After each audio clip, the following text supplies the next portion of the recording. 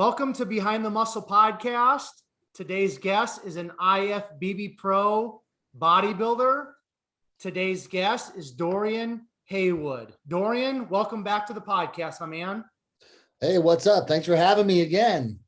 Yeah, absolutely, man. I'm excited to chop it up with you. I know you're about 2 weeks out from the Indy Pro. We're going to kind of get into how prep has gone this year. We're going to kind of just discuss what some of your goals are for the competition season this year, and just touch on some different topics here. For those of you who are tuning into this episode with Dorian, if you kind of want to hear a little bit more about Dorian's story and how he got into weight training and bodybuilding, kind of the normal, typical Behind the Muscle podcast episode, just go back into some of the previous episodes and you can find our first episode conversation together where it's kind of the more normal, typical Behind the Muscle. But today, like I just mentioned, Dorian and I are just going to discuss his Indy Pro Prep and some of the other upcoming competitions that he's shooting for this year. So Dorian, why don't you kind of, first of all, just let us know what your first competition in this season is going to be. And then we'll just kind of take it from there. Okay. So I'm planning on doing Indy Pro again. This will be my fourth Indy Pro. I've done every Indy Pro that there is. I grew up in Indiana, so that I feel like that's my show. So I think we started 14 weeks out on this prep.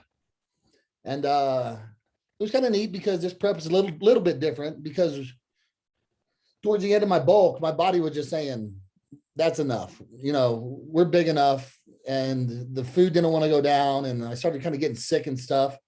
So I told my coach, Dave Calick, I'm like, hey, man, you know, we're 14 weeks out here. We're planning on starting at 12 weeks out. I'm like, let's go ahead and get this party started. You know, I feel like I'm getting this like respiratory infection thing going on. I can deal with this from a naturopathic perspective in terms of getting myself right. But if we keep feeding myself all this food, I don't think I can get over this. So we did an initial 3-week cut. Then we brought the calories up for 3 weeks. Then it was 9 weeks of staying down low. And here we are about 2 weeks out. Perfect. So let's talk about what you just kind of mentioned. You said about 14 weeks out, you know, you were kind of doing your bulk or whatever. And then you kind of felt like, or it seemed like maybe your body was rejecting that food that you were intaking. How important is it, Dorian, for a bodybuilder, for an athlete to kind of really be in tune with their body and be cognizant of that type of stuff in terms of maybe, hey, now it's time to do some sort of a cut? Talk about that a little bit. Well, I think it's super important. And, you know, luckily, you know, my coach is very open to communication and listen to what I have to say. He really respects, you know, intuitively and instinctively what my body needs. So we've done this before, actually. We did this last year as well. It's like we're trying to finish the end of our bulk season, and all of a sudden, you know, the scale's not going up anymore. The appetite's not there anymore. And it's getting to the point where I'm starting to get like kind of sick. You know, my health is starting to compromise because I'm pushing the calories at such an extreme. So just listen to what the body says. And, you know, we turned it around a little bit early and go ahead and went to a cut to kind of take care of these issues that I was having with the bulk. And it worked perfectly. I find when there's extremes, like if you're going from high calories to low calories, that initial, me and my coach, we call that pulling the rug out, because you're going to have a pretty crazy effect in terms of going from this high calorie phase to this low calorie phase. So that first 3 weeks when I cut those calories low, I bet you I lost 50% of my body fat. It was pretty incredible how fast things went. So yeah, super important to be listening to your body, because I was having some type of chronic respiratory issue. I had for like 3 weeks there towards the end of my bulk, and I just couldn't kick it. As soon as I dropped those carbs out and dropped the calories low, everything started going in the right direction. My health started feeling better. My cough went away, and I lost about 50% of my body fat in like 3 weeks. Perfect. So what was kind of the highest point in terms of your body weight during this this bulk or this off season for you? So I hit an all-time high this off season, which is 4.5 pounds heavier than any other season, 282.2. Wow. So is that now when you're in the 270s, 280s, I mean, is that, you hear a lot of bodybuilders in your position, they say it's very uncomfortable. Do you kind of experience that or not so much? Yeah, up at 282, it's extremely uncomfortable. Just to be able to bend down and put on your socks or tie your shoes, you gotta like have a breathing strategy for it. Just to be able to walk up your steps and do daily stuff. Feels like you always got to use the restroom, and as part of the chore is you always got to eat. So it's just this cyclic thing. Luckily, me personally, I don't get very fatty in my off season, but you know, that much food still pushes my the capacity of my gut. So that's really one of the things I wanted to focus on this season, is really being able to bring in that gut control and figure out how to avoid my gut so I can really present maximum aesthetics for the stage. Absolutely. Okay, so just one more thing here, just in terms of off season. Did you make any adjustments, Dorian, in terms of your training during this off season compared to any other off seasons in the past, or was everything pretty much the same? From a training perspective, it's pretty similar. Me and my coach Dave, we sat down after our last show of the season last year at Texas Pro, kind of made a game plan. And the one thing that we did stick to was very slow, full range of motion squats.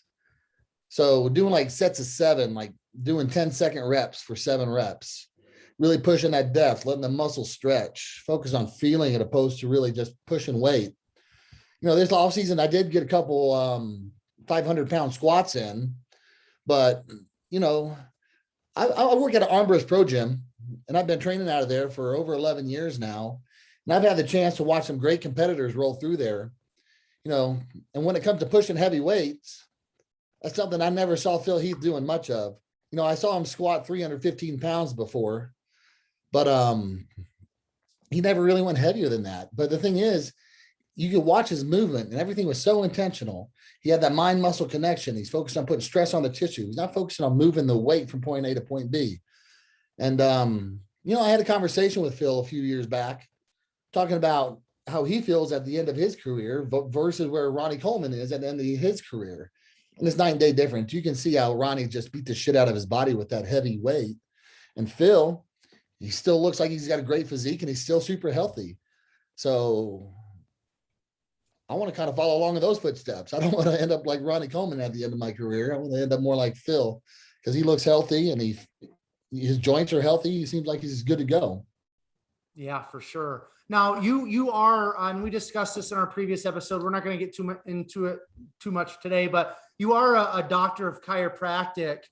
So from that perspective, just kind of like touching on what you were just talking about, do you feel like from that professional perspective, like, you know, doing a lot of like barbell squats or loading that spine, or, you know, doing a lot of that higher intensity training that a lot of bodybuilders do to get the muscle growth, do you feel like over time, from the professional chiropractic side of things, do you feel like there could be some issues with the spine or with the breakdown of your body with that type of training if you don't do it intentionally or in a more smart way, like you're saying? Oh, very much so.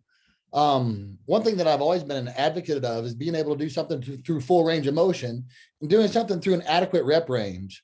So whether I'm training myself or if I'm training a client of mine, you know, we've got a couple things as always standard. One, we generally do everything from a neutral spinal position. If you can do that, you're going to really limit your potential for spinal injury. Then when it comes to technique, I just want to make sure people's technique's perfect, because we want to minimize any type of joint stress so we can kind of have that longevity and prevent injury. My whole thing is I constantly want to make steps forward in the right direction without taking steps back. So that being said, we can't get injured. And I've been very lucky with my career. I've been able to train smart based off of what I've learned with chiropractic. And I've just had minimal injuries. So, and it's the same thing with my clients that I work with. I praise myself off the fact that if you're going to work with me, we're going to train right and you're not going to get injured. Good deal. Awesome. So we already talked about kind of the Indy Pro. You've done all 4 of them, or will do all 4 of them when you compete here in a couple of weeks. What is your goal going into Indy Pro? And then talk to us about the show that you're going to be doing after Indy, please. So I'm sure there's one thing I know, a lot of fabulous competitors are coming in to compete in this event.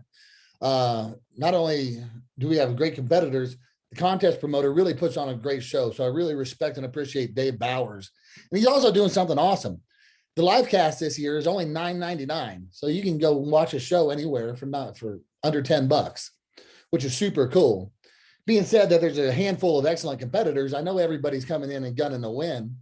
Well, so am I. I'm going to come in better than ever, and I'm going to make sure that my conditioning is better than ever. And I think if that's the case, I can end up on top. So that's kind of my expectation. I just want to be the best version of myself. And that's the only thing I control. And what everybody else does, that's on them. That's out of my control. So I don't even worry about it. I just need to focus on being the best version of myself. And I think the best version of myself can win the Indy Pro this year. I love that. So that being said, my goal is qualify for the Olympia and do well in the Olympia this year. So I'm going to go ahead and do the Indy Pro, and I'm looking for a win. If I don't get a win there next weekend, I'm going to the New York Pro, and I'm looking for a win. So if I collect a win in one of those two shows, I'm going to sit out until the Olympia. If I don't, I need more points. So I'm going to go do the California Pro the weekend after New York. Then I'll do the Toronto Pro the weekend after California. So I got 4 shows, 4 weekends in a row, potentially. Obviously, I'd like to win both of the first 2, or at least one of the first 2, so I'm qualified. But if not, we've got a backup plan. Excellent. So what are, you kind of mentioned your midsection earlier as kind of like a focal point in this off season and kind of bringing in a little bit leaner for the Indy Pro. Were there some things in the off season or during this prep that you've kind of been doing to kind of help get that midsection to where you want it to be? And if so, what are some of those things, Dorian? Yeah, without a doubt.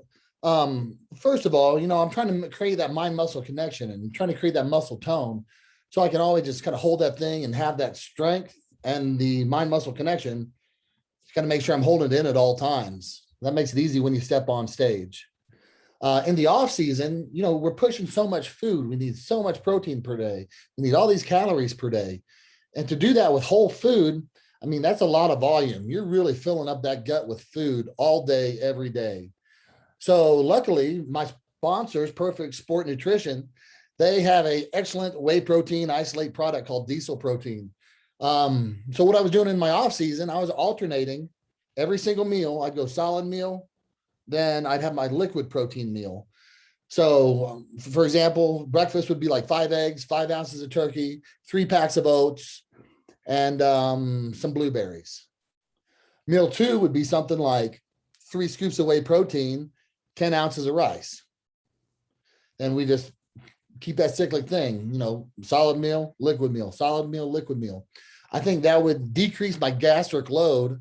So I didn't have as much processing time. That kept my gut smaller and that kept me burning through the calories a little bit faster. And I think that helped quite a bit. Love that. Now, in terms of like training your core or your abdominals, there's a lot of kind of different philosophies. Some people say just body weight. Some people say, train it like any other muscle. What's your philosophy, or what have you found that works best for you? And then maybe has worked well for some of your clients as well. So from a genetic perspective, I was very lucky when I started bodybuilding. Even when I was a little kid, I could pop my bicep and I had a big bicep peak, and I always had good abs. So when I started bodybuilding, I really didn't have to focus much on, ab work or biceps work because I was just kind of there. 2 seasons ago, as the season wrapped up, me and my coach are talking, making a strategy moving forward. He said, well, I know you've done all this work with wrestling, this, that, and the other to make your abs what they are. How about we quit resting on your laurels and let's do something on that midsection. Let's do something different. Let's make it a strength opposed to just something that you're kind of gifted with. So that's when I started incorporating a second core day a week. I only train core twice a week, but usually when I train so intense, there's obviously some core engagement anyways. But I incorporated what I call a super sit-up. And that's basically a GHD sit-up where you're going through full range of motion. And let me say, I was motivated by one of the members at Armbrust. This guy's like late 50s. And now from a chiropractic perspective and injury prevention, when I'm watching somebody do a super sit-up on a GHD, I'm like, no, the potential for injury is too high. But to see this old guy do it, it motivated me because this is something I would have done when I was younger in my youth. And I would have done a lot of it. But I've been avoiding emotions like that for years. I'm like, well, shit, if this old guy can do it, I can do it too. So I started incorporating that at the end of my leg days. I do like 4 sets of somewhere between like 12 and 20 of those sit-ups. And they're hard, man, especially when you're 280 pounds. So you don't need a lot. So I started incorporating that in. It's made a big difference. I tried this a couple of years ago when I first started, when me and Dave talked about it. And one thing that I was really surprised about when I did a full workout of these super sit-ups is that my rectus femoris got sore. So it's a hip flexor muscle as well as a quadricep muscle. So I've been incorporating those at the end of my leg day. For some reason, my rectus femoris development slash conditioning, is not as good as all the competitors out there. I've got great leg development, but that separation specifically in my upper quad wasn't great.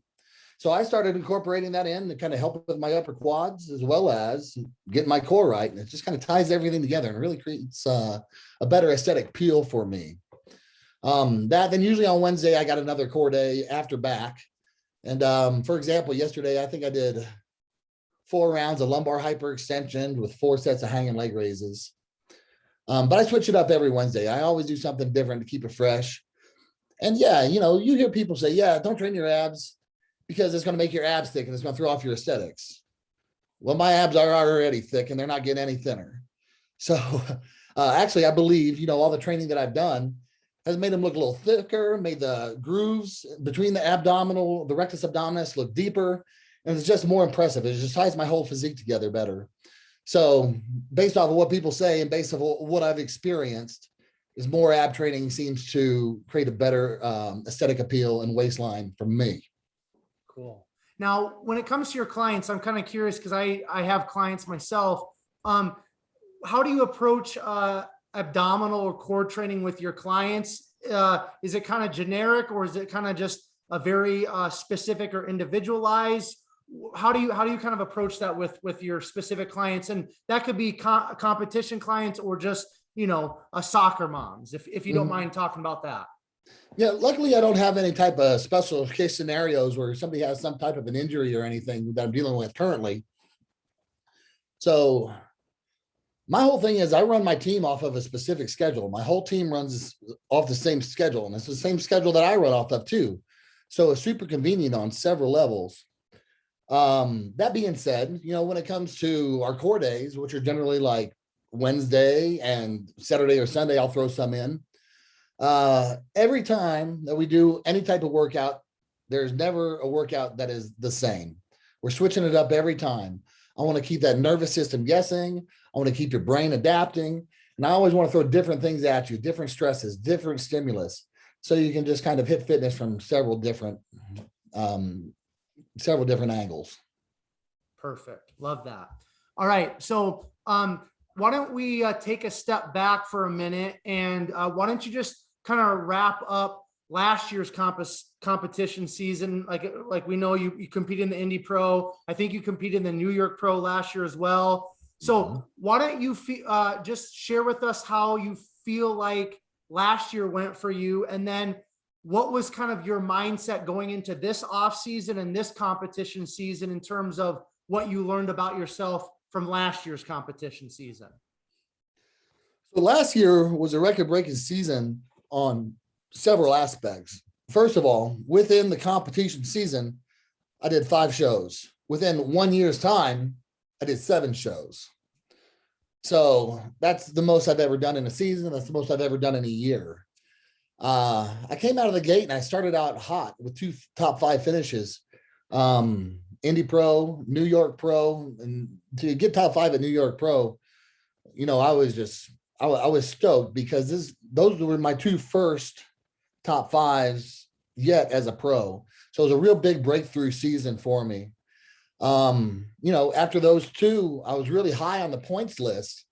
And, I was top 3. For those who don't know, you either win a show to get into the Olympia or you accumulate points by placing high in shows. Then at the end of the season, the 3 competitors with the highest points at the end of the season goes to the Olympia.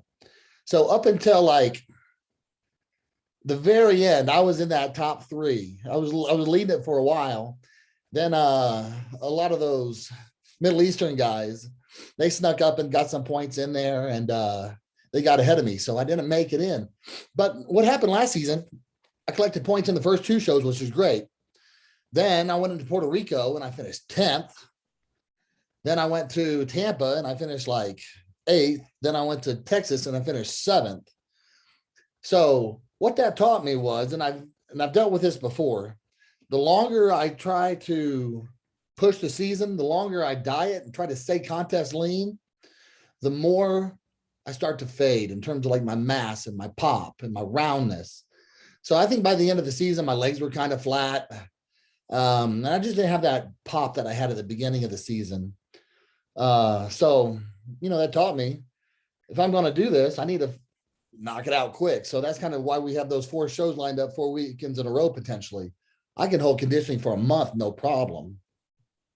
But holding it for 6 months, problem. And I think that's probably, pretty relatable to a lot of people out there. During this prep, or kind of like currently, where has cardio been in terms of length, and how do you guys kind of approach cardio? Is it treadmill? Is it just walking outside? If you don't mind touching on that, Dorian. Okay. You locked up on me there a little bit. I heard sorry. the question in terms of cardio length. I'm trying to wait for this kind of buffer out. Okay. Can you hear me right now, or?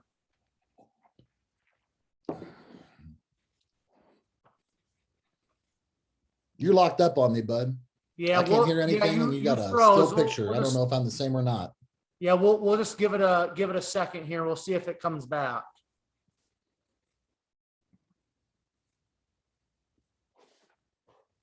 I'm waiting for it. We're gonna restart this thing if we have to. Yeah, well, I'll just pause it here quick. Just give me a second, okay? There we go. Hey, we're back. We're back. All right. So okay, you asked me a question about cardio during the prep. I only heard the first sentence. Yeah, no, that's cool. Just talk about maybe where you're at with cardio right now. What's kind of the most cardio you've done, and what type of cardio do you and Dave usually like to implement? Is it treadmill? Is it walking outside? Is it the step mill? Just touch on that if you don't mind. So cardio's kind of gone in phases.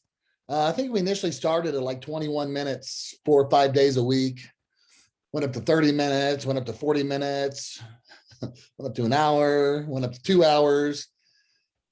There's a couple of times in my prep, this prep specifically, where I really felt like I had to push it.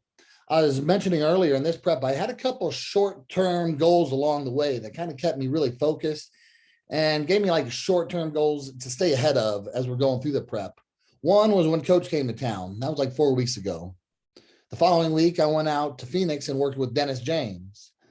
2 weeks after that, I went and saw Steve Weinberger, which was just last week in New York City. So I felt I needed to be ahead of the game for all those events. So sometimes, right before Dave got here, there was 4 days in that week leading to that where I did 2 1-hour sessions. Same thing when I was going to see Dennis. There's a couple 2-hour sessions, probably 4 days a week. And the same thing before I went to see Steve last week. There's probably 3-4 days where I'm hitting about 2-hour sessions. But, that being said, when I was 3 weeks out to see Steve, I wanted to look like I was pretty much ready to go, and I was close. So that being said, I don't have too much more body fat on me. I don't need to push those 2-hour sessions like that anymore. I just finished, I did 30 minutes today. Let's see, yesterday I did 50 minutes. And it's just kind of random. Yesterday I had a DrFit meeting for one of my businesses, and I just did cardio during the meeting. So I'm killing 2 birds with 1 stone, being super efficient. I think it was Tuesday morning. I did beautiful Colorado. The temperature's finally getting right out here. I went on a hike up in Mount Falcon, which normally takes me 70 minutes to complete, but I was dragging ass. The no carbs was hitting me, and it took me 85 minutes to haul my ass up that mountain, but I did it. And I think that was probably the most effective cardio session of the entire season so far. Love that. Now, so generally speaking, is it just kind of like walking on a treadmill? I know you just said you walked outside up the mountain, but is it usually treadmill walking, or does it just kind of vary? I actually own a Cybex arc trainer. I love it because you get a full range of motion. You get no joint impact as you're going through the range of motion. And it seems to burn a lot of calories in that time. Excellent. And I want to touch on, I did everything I did with those higher cardio days with more time to get my body composition where it needs to be, kind of where it is now. Now that we're there, we don't need to do as much because I don't have that much fat to lose. So the problem is if I continue pushing like 1 hour, 2 hours of cardio now, I just don't have any energy. I can't deal with anybody professionally. I don't have time to do my posing. So now that we're only doing like 30 to 40 minutes of cardio a day, I also got to do like 30 to 40 minutes of posing a day. And I think that's super important. My posing and my presentation and my gut control is my main focus for this season. So I need the energy to do that. And I think limiting my cardio now is really opening up the window for me to have enough energy and the time to do that. Excellent. Talk to us a little bit about going out to Arizona to train with Dennis James. We know that he trains, Mr. Olympia. So what was it like having some sessions with him? Oh, what a treat. And I don't know Dennis all that well before this trip. I've always respected him. And I told him this story. It's like I remember being in chemistry class in like 10th grade with Flex Magazine, looking at the Olympia previews or reviews or whatever. And, just looking at him and all those other guys of that era, Kevin Levrone, Ronnie Coleman, Flex Wheeler. So those guys I looked up to from the very beginning of my bodybuilding. So just to get an opportunity and a chance to work with somebody of his status, somebody who I respect on that level, it was a pure honor. And he just absolutely annihilated and kicked the shit out of me, but I loved it. So there's not very many people who I can open myself up to and just be like, go, and I follow. And that's what it felt like. Dennis, it seems like he knew exactly where I was because he's been there before and he has a vision of where I need to go and he had a plan on how to go about it. So I got to work with Dennis. I trained with him 3 days. I posed with him 3 days. And I also got a chance to pose with Rusty Jeffers. He's a wonderful poser and he was a great posing coach to me. So once again, focusing on my weakness of last season, the posing, I've got a lot of people in my corner that are kind of helping pushing me in the right direction and making me better at this. And I couldn't be any more grateful. Absolutely. So I want to touch on your coach, Dave Calick, here for a minute. I know we brought him up on the last episode, but you kind of mentioned that your cardio has kind of been all over the place. You've had some really longer sessions, some shorter sessions, and I'm assuming that's based off of like your check-ins like every morning. Is that correct? Are you guys has he got his eyes on you, and are you guys doing regular check-ins like every morning, every afternoon? What does that kind of look like? Yeah. So normally I get my posing in. My day looks like this. I get up, I knock out my cardio, eat, go to work, train, pose.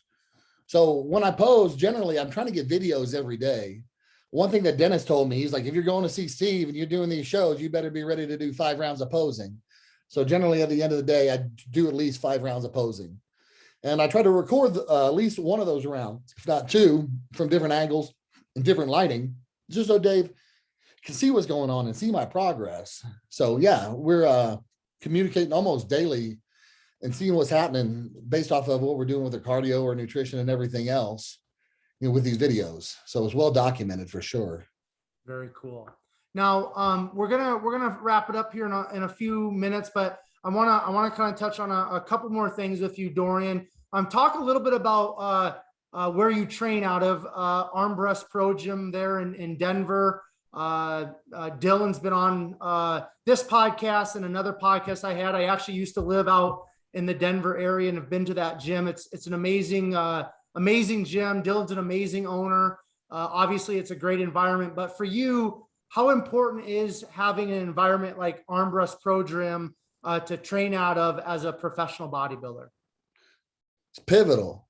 Now, I've been training out there 11 years. If I didn't think it was top notch, I wouldn't be there still. Something about Armbrust, there's a good vibe to the place. Dylan's a bodybuilder in the first place. So he has created an excellent environment for himself, his competitors and his staff and his member base to be able to train out of. And it seems like people who go to Armbrust, it's called the Mile High Mecca.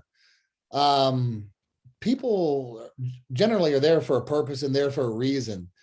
You don't get too many people that just wander in and say, hey, I want a gym membership, and I've never been in a gym in my life. Yeah, we get some of those. It says on the door, Armbrust is the pro bodybuilding gym for everyone.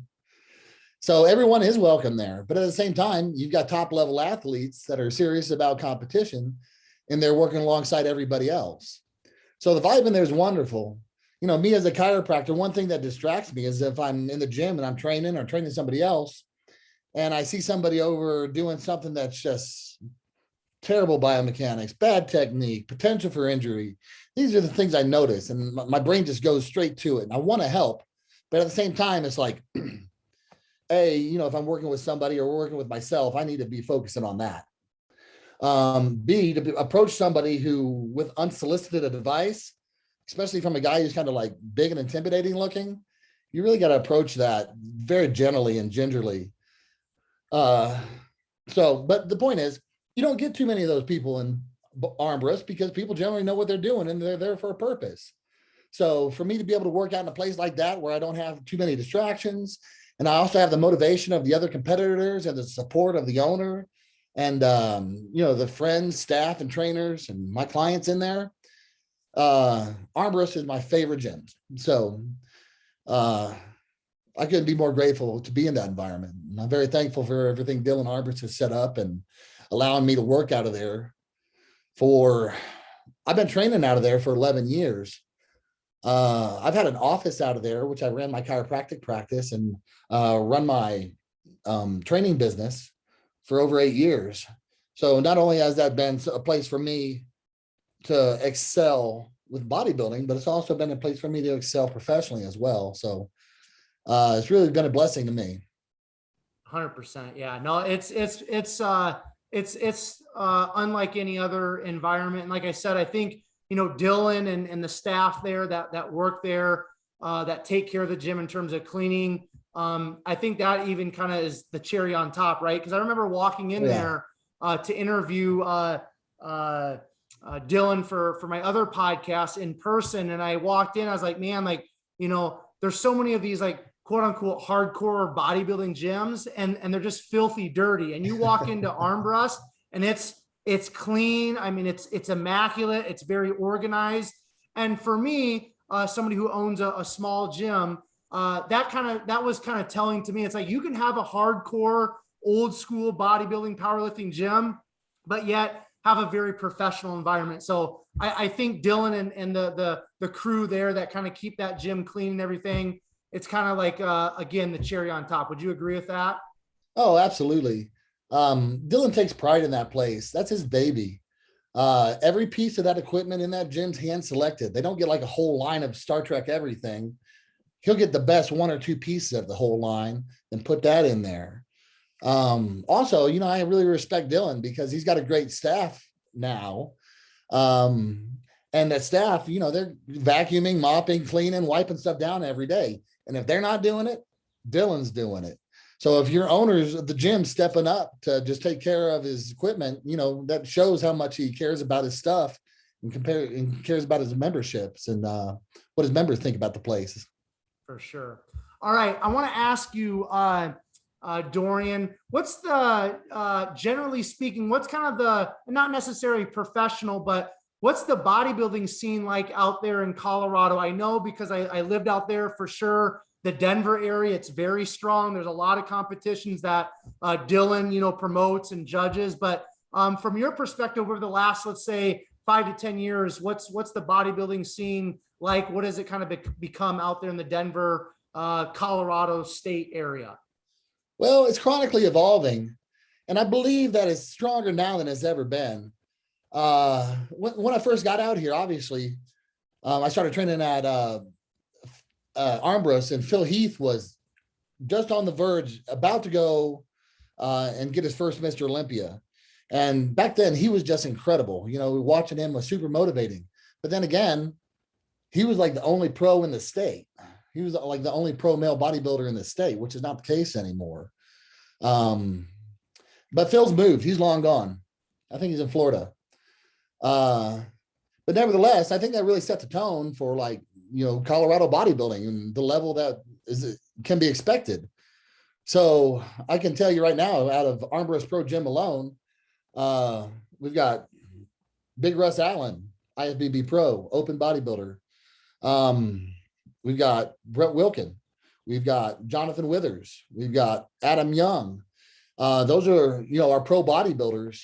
And I'm trying to think of anybody else. If I missed anybody else, I'm sorry, but those are the big guys I can think out of Armbrust Pro Gym that are like open bodybuilding pros. So we got more pros in the state than ever, and they're all pretty competitive, as well as, the other categories as well. I mean, out of Armbrust, we've got Heather Grace, we've got Anastasia, Adam Young's wife. She's a wellness pro. Ivana Ivusic, I think she's going to be moving to wellness. If not, she should. There's quite a bit of pros right here in Denver. And a lot of them will train out of Armbrust Pro Gym. So I got to say the scene is strong, and NPC shows are strong, and the amateur level is strong as well as the pros. So I think what a motivating place. And they say Colorado is the fittest state in the nation, and Denver is one of the fittest cities in the nation. So it's kind of playing to that point as well. Absolutely. Now, you brought up Jonathan Withers. Correct me if I'm wrong, but I believe that he's making his pro debut at the Indy Pro. Is that correct? I believe so. Okay. And I think he's doing a guest posing the weekend before here at the Branch Warren. We're having the Branch Warren, not this weekend, but next. And he's going to be guest posing that. And the following weekend, he'll be competing with me in the Indy Pro. And it'll be his pro debut. The guy's thick. He's got some of the best quads on the planet. If he can get his rest of his body to kind of like match that and balance his quads, that guy's going to be he's going to be a real force to reckon with. He's a great bodybuilder. He's got his head on his shoulders, ex-Marine, and he's got a good group of people he trains out of Armbrust, and he seems like he's got his shit together and he's all business. Plus, he's got a good coach in Justin Compton. Yeah, for sure. Now, do you guys, some of you guys that are, IFBB pro bodybuilders there out of Armbrust, do you guys ever train together? Do you guys ever chirp or kind of like, get after each other in terms of maybe like competing together? What does that kind of look like in terms of just you men's bodybuilders there out of Armbrust?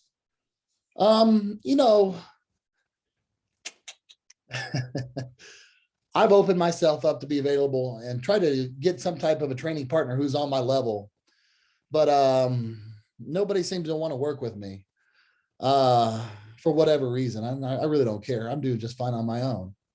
But I got to say, Adam Young, he's kind of semi-retired right now. I'd like to see him come back, but he just got married. He just had a newborn baby girl. It was beautiful.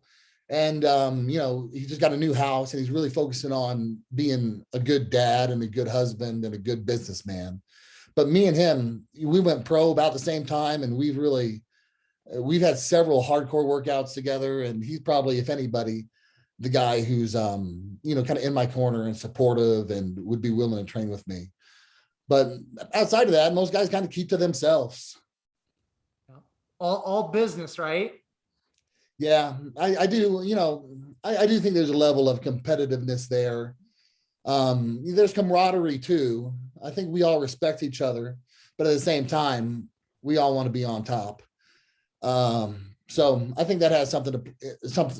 There's something there. There's some of that comes into play as well. All right, I don't want to take any more of your time here, Dorian. I do want to close us out here with just talking a little bit about business. I know from just an outsider's perspective, looking at your Instagram, I feel like your business, not necessarily the chiropractic, but your training, right? I think you call it DrFit. Is that correct? So yeah, I'm a co-founder of a tech company, and the tech company's focus is to get people in the best shape and health of their life, with focus on nutrition plans as well as training plans. We even have integrated aspects with medical professionals. We're doing hormone balancing, and then we've got several doctors on our team that are set there so they can focus specifically on special populations and special needs of any of our client base. That's at drfit.io. and DrFit.io. And that went live last October. And that's kind of the next big business venture that I'm working into. And it's still just growing and evolving to what it is and what it's going to become. So what, in terms of business and bodybuilding, what would you say to some of the guys, some of the ladies out there that are competing, that maybe they're not pros, but they just take bodybuilding very seriously? How important is it for those type of people to have some sort of, I don't want to say fallback plan, but just to have some sort of business minded focus outside of just competing and trying to be a full-time bodybuilder? Would you maybe just give some insights into how important that is, whether it's training people or, you know, real estate or whatever their choice is, but how important is it to have something besides just bodybuilding? Well, I think it's highly important. And I think my career is not a good example of what most bodybuilders' careers look like. I think I got into professional bodybuilding a little bit later. And trust me, that has been nothing but financially burdensome. I've won some paychecks and I've had some sponsorships and this, that, and the other, but still the amount of money and financial effort I put into bodybuilding overweighs whatever else I've earned up to this point. And, you know, I'm a pretty good professional bodybuilder. So, you know, I'll have somebody who I'm coaching. They're like, well, how do I get a sponsorship? And how do I like giggle to myself. But my point is, you know, I came out of high school, I went and got a degree, and from Ball State University, I got my bachelor's in exercise science. Then I went and got my doctorate of chiropractic. Then coming fresh out of school, I was doing the doctorate of chiropractic thing. And I did that for a long time, and I've really toned back and kind of adapted to what's financially beneficial and what keeps my mind in the best place, keeps me mentally happy. So I'm not doing any chiropractic right now, and I'm totally fine with that. But I always have that to fall back on if I need it. Because right now, with everything I'm doing with bodybuilding, I'm hot and my business is hot. And if it's hot, strike while the iron's hot. You know, I'm doing great at getting online clients. DrFit's starting to thrive. You know, with everything I'm doing with my personal coaching and bodybuilding, everything's firing. You know, I wish other bodybuilders and people in the industry can have the same success that I'm having right now, but I've got a great background in this. Kind of drives me crazy. I know some people, they have excellent online training businesses or in-person training businesses, and the only thing that they've ever done is a show or two. What qualifies them to be a good coach? Doing a show or two? Whatever it is, and if it's working for them, great. But if you're the type of person who wants to pick a coach based off of the fact that they've only done 2 shows and they're going to support you, you know, I wish you nothing but success. But at the same time, I'd be looking for somebody who's a little bit more qualified, like myself. So that's kind of where my niche is, I think. You know, how many of those professional bodybuilders and online coaches are a doctor of chiropractic or a bachelor's of exercise science, have 25 years of training experience, are IFBB pros? So me personally, I've got a very good niche and I'm exploiting that to the max. So that would be my advice for anybody who thinks they're going to make good business in bodybuilding. You know, it's work, but there's only so many Phil Heaths, Jay Cutlers, Ronnie Coleman's, Big Ramies, or Kai Greens that can get by only off bodybuilding sponsorship and prize money. You know, there's only a couple in the world that can do this. So to think that you can do it, it's like gambling, investing in your financial future in the lottery. You know, you don't have a high potential to come out on top. So you better make sure that you've got your everything else situated outside of bodybuilding. So you've got a backup plan. Great words of wisdom. We're gonna end it right there, Dorian. Before I do the outro, if you have any final thoughts or any final words that you kind of want to share, any shout outs, the platform is yours. Go for it. Well, always shout out to my coach. I'm super grateful for everything that he's ever done for me. We've got some big shows coming up. We got Indy Pro coming up first. Dave Bowers Productions. Go check out the live podcast. The broadcast is going to be like $9.99. Easiest way to entertain yourself on a Saturday. A week after that, I'm going to be doing the New York Pro. They're going to be doing a live cast as well. Check out both those shows. I'm coming in to be my very best and to impress everybody who's ever seen me with the best version of myself. So I hope it's entertaining for y'all. And Quentin, once again, thanks for having me on. I really appreciate your time. And this is an honor to share this time with you. Thank you. You're very welcome, Dorian, and right back at you. I appreciate you taking some time out of your afternoon just to chop it up and share how your prep's going. So thank you so much. Okay, Dorian? You're absolutely welcome. You have a great day, my man. Yep, for sure. All of you who are tuning in to another episode of Behind the Muscle podcast, I just want to say thank you so much to you. If it wasn't for you, the podcast wouldn't exist. Quickly here, as we wrap up this podcast conversation with Dorian, 2 quick things I would ask of all of you. Make sure you hit that subscribe button on YouTube, and then take this episode with Dorian, share it on your Instagram stories. Make sure you tag Dorian, tag Behind the Muscle, so that we know you listened specifically to this episode and found great value in it. And then finally, I will leave you all with this. Remember, behind the muscle, there's always a story. We'll catch you guys later.